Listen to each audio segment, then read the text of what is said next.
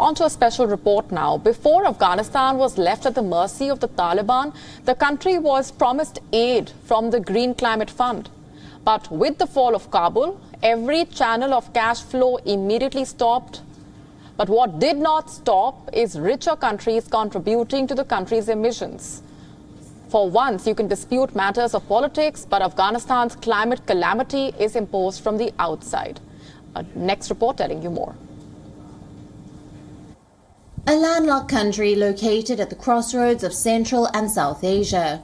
Afghanistan used to be known for its rich minerals and important trade routes. But after a series of invasions, the country has been left with a plethora of crises.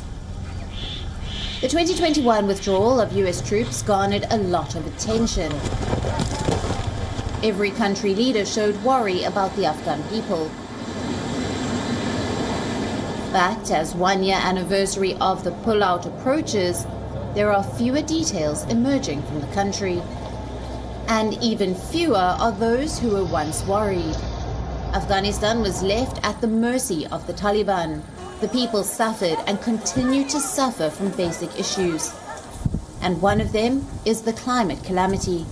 This year alone, parts of Afghanistan have seen devastating rains, flash floods, drought, and a deadly earthquake.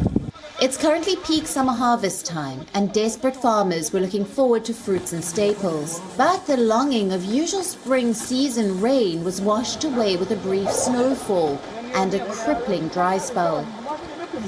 Then came violent hailstorms destroying orchards and wheat crops. With the serene tall peaks of Hindu Kush, the deodar cedar and blue pine cloak are few things that haven't changed in so many years. But not anymore. The glaciers, which used to be the lifeline for Afghans, are melting at an unmatched pace today, bringing the deadly floods from the mountains all the way down. The floods in Kar's district have frightened the people, and people have left their homes and gone to other places to avoid being harmed by the floods. I lost my 1-year-old child, Azita, in this flood. Our financial losses from the flood are so huge that we cannot even account for it. None of these events are near normal in Afghanistan. One would say that climate change is escalating weather events across the globe. Then why is Afghanistan our case in point? Well, in this war-torn nation, not everything is climate change's fault. Have you heard of the phrase, one man's loss is another man's gain? Well, that's how one can describe Afghanistan's climate crisis. Some neighbors are using its vulnerable situation to their advantage. They are coming in the form of dodgy deals, something that a desperate Taliban is not able to pass. China and Pakistan have their eyes on Afghanistan's rich natural resources, like lithium, iron, and copper ore reserves. Islamabad has increased its coal imports at bargain prices.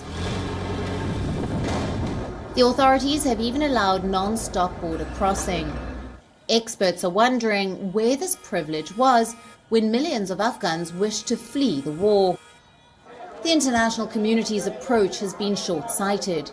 It is hard to tell if that was the intention.